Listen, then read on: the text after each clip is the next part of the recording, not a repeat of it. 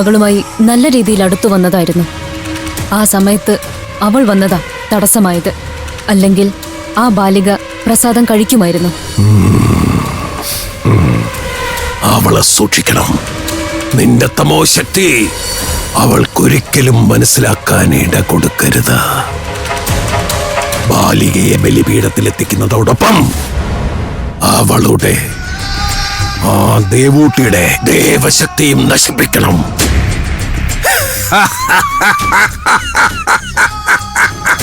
അതിനുള്ള വഴി ഈ ഉഗ്രസേന ഘോര കണ്ടിട്ടുണ്ട്. വേതാളി, പോയ കാര്യം പൂർണ്ണമായി വിജയിച്ചില്ലെങ്കിലും ആ അച്ഛനെയും മകളെയും വശത്താക്കാൻ നിനക്ക് കഴിഞ്ഞല്ലോ.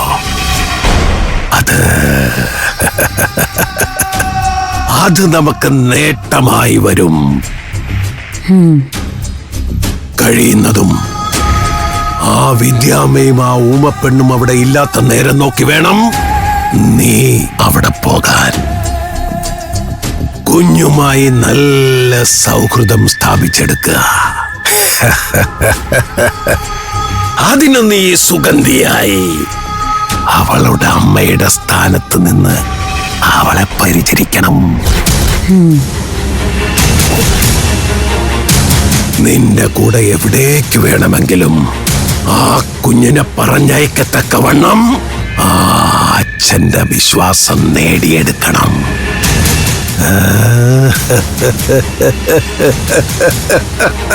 എങ്കിൽ നിനക്കവളെ നിഷ്പ്രയാസം എന്റെ ബലിപീഠത്തിലേക്ക് എത്തിക്കാൻ കഴിയും. ഞാനത് ചെയ്തിരിക്കും.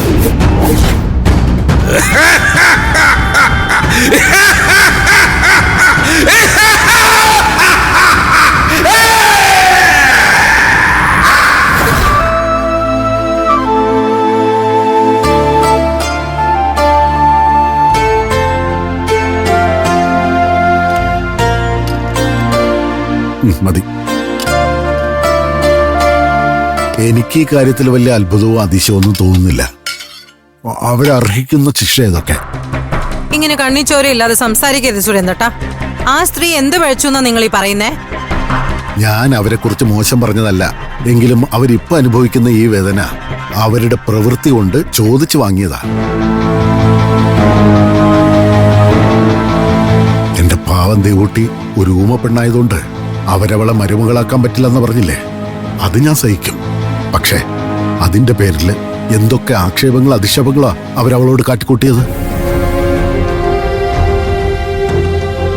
ഒരു സ്ത്രീയും മറ്റൊരു പെൺകുട്ടിയോട് ചെയ്യാൻ പാടില്ലാത്ത അത്ര മനസാക്ഷിയില്ലാതല്ലേ അവരുടെ പെരുമാറ്റം? ദേവൂട്ടി ഊമയായി പോയത് അവളുടെ കുറ്റം കൊണ്ടല്ലോ. അപ്പോ ആ വേദനയും കഷ്ടപ്പാടും ഒക്കെ അവരും കൂടി അറിഞ്ഞോട്ടെ എന്ന് മൂകാംബിക അമ്മ ചിന്തിച്ചിട്ടുണ്ടാവും. ഒരു കാര്യം ഉറപ്പായി മതി, മൂകാംബിക അമ്മ എനിക്ക് തന്ന എന്റെ മോൾക്ക് എന്നും സാക്ഷാൽ അമ്മ മഹാമായയുടെ അനുഗ്രഹവും അനുകമ്പയും ഒക്കെ ഉണ്ടാവും. അവളെ വേദനിപ്പിക്കുന്ന എല്ലാവരുടെയും അനുഭവവും ഇത് തന്നെയായിരിക്കും. അത് ഓർമ്മ വേണം. അയ്യോ, എന്താ അമ്മേ, എന്തു പറ്റി? എന്റെ കാൽമുട്ടിനെ വല്ലാത്തൊരു വേദന പോലെ, അതും നിന്ന നിപ്പില്. ഞാൻ അവളെ വേദനിപ്പിച്ചിട്ടും കഷ്ടപ്പെടുത്തിയിട്ടൊന്നുമില്ല. പിന്നെ വഴക്കൂറി, അത് അവളുടെ നല്ലതിന് വേണ്ടി തന്നെയാ. ഇങ്ങനെ പോയാലേ അമ്മ ദേവൂട്ടിയുടെ ഭക്തയായി മാറുമല്ലോ. നീ പോടി അവിടുന്ന്. ഞാൻ കാര്യമായിട്ട് തന്നെ പറഞ്ഞതാ. പിന്നെ അവക്ക് ഇവിടുന്ന് പോണ്ട വല്ല കാര്യം ഉണ്ടായിരുന്നോ? അതിലെനിക്ക് പ്രയാസമുണ്ട്. അതിന് കാരണക്കാരി ആ വിദ്യാമ്മയാണെന്ന് എനിക്കറിയാം. വിദ്യാമ്മ മൂകാംബികാമ്മയുടെ കറതീർന്ന ഭക്തയാ. അവരെ കളിയാക്കുന്നതും കുറ്റം പറയുന്നതും ഒക്കെ സൂക്ഷിച്ചു വേണം. ഓ, നിങ്ങൾ അങ്ങനെ പറഞ്ഞ് അവരെ അങ്ങ് പുറത്ത് കേട്ടണ്ട. ശ്രീകല മാഡത്തിന് പെട്ടെന്ന് എന്തോ ഒരു അസുഖം വന്നതാ. അതെന്താന്നറിയാനേ അവര് ആശുപത്രിയിലേക്ക് പോയിട്ടുണ്ട്. മിക്കവാറും അവരുടെ സംസാരശേഷി ഇപ്പൊ തിരിച്ചു കിട്ടിയിട്ടുണ്ടാവും. ആ, കിട്ടിയാ നല്ലത്. കുറച്ചു നേരത്തേക്കെങ്കിലും സംസാരിക്കാൻ പറ്റാതെ പോകുന്നതിലുള്ള ബുദ്ധിമുട്ട് അവരൊന്ന് മനസ്സിലാക്കിയല്ലോ, അത് മതി.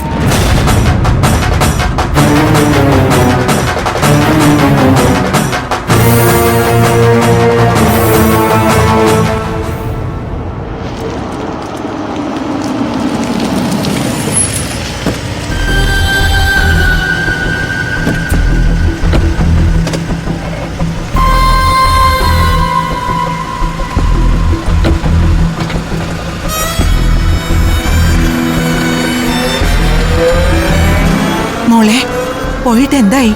നിന്റെ ശബ്ദം ശരിയായോ?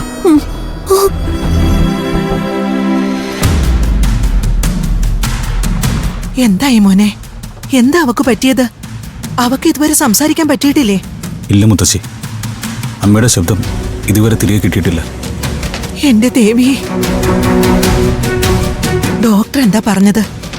അവിടെ വെച്ച് കുറച്ച് ടെസ്റ്റൊക്കെ ചെയ്തു. പക്ഷേ എങ്ങനെ അമ്മയുടെ സംസാരശേഷി നഷ്ടമായെന്ന് അവർക്കും കണ്ടെത്താൻ കഴിഞ്ഞില്ല. സീനിയർ ഡോക്ടർമാർ പറയുന്നത് ഇതേതോ മാനസിക പ്രശ്നത്തിന്റെ ഭാഗമായിട്ടുണ്ടായതാണെന്നാ. പ്രശ്നം മാനസികമൊന്നുമല്ല.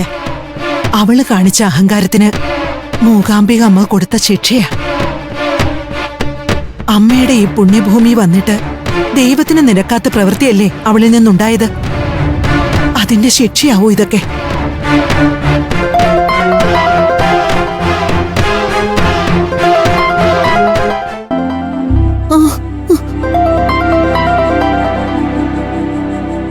ആ തമ്പിയച്ച.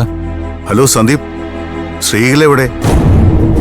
എന്തായി ശ്രീകലയുടെ പ്രോബ്ലം? ശ്രീകല ഓക്കെ അല്ലേ? ഇല്ല തമ്പിയച്ച, ഞങ്ങളിപ്പോ ഡോക്ടറെ കണ്ടിട്ട് വരുന്ന വഴിയാ. അമ്മയ്ക്ക് ഇതുവരെ സംസാരശേഷി തിരിച്ചു കിട്ടിയിട്ടില്ല.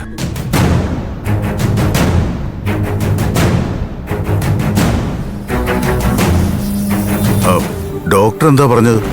അവർക്കും ഇതിന്റെ റൂട്ട് റീസൺ തെളിച്ച് പറയാൻ പറ്റുന്നില്ല. ചിലപ്പോ മാനസിക പ്രശ്നത്തിന്റെ ഭാഗമായിരിക്കും എന്നാ പറയുന്നത്.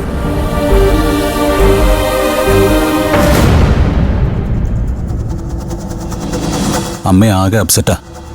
ഞങ്ങൾ ഇന്ന് തന്നെ അങ്ങോട്ട് തിരിച്ചാലെന്ന് ആലോചിക്കാം തമ്പിച്ച. ഏയ് നോ, അത് വേണ്ട. ഞാനും വർഷയും ഉടൻ തന്നെ അങ്ങോട്ട് തിരിക്കാം. അവിടെ വന്നിട്ട് എന്താണ് സംഭവിച്ചതെന്ന് വ്യക്തമായിട്ടൊന്നറിയണം. അതുകൊണ്ട് ഞങ്ങൾ കൂടി വന്നിട്ട് നമുക്ക് ഒരുമിച്ച് പുറപ്പെടാം. ശരി തമ്പിച്ച, ഞാൻ ഫോൺ അമ്മയ്ക്ക് കൊടുക്കാം.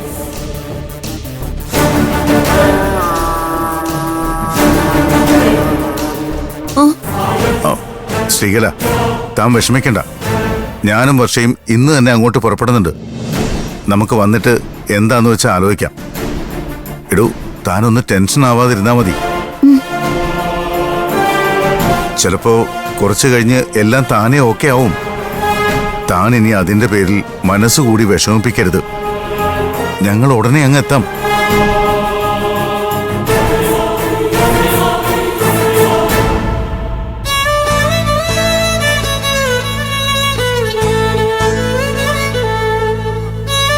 ഈ അസുഖത്തിനെ മരുന്നല്ല മോനെ, പ്രാർത്ഥനയാ വേണ്ടത്. മൂകാംബിക അമ്മയെ മനസ്സുരുകി പ്രാർത്ഥിക്കുക. ഇവിടുന്ന് വിടും മുമ്പ് ശ്രീകലയുടെ ശബ്ദം തിരികെ കിട്ടുമെന്നാ എന്റെ മനസ്സ് പറയുന്നേ. അമ്മേ മൂകാംബികെ, എന്റെ മോളെ നീ ഇങ്ങനെ പരീക്ഷിക്കല്ലേ. അമ്മേ ദേവി, മഹാമായേ,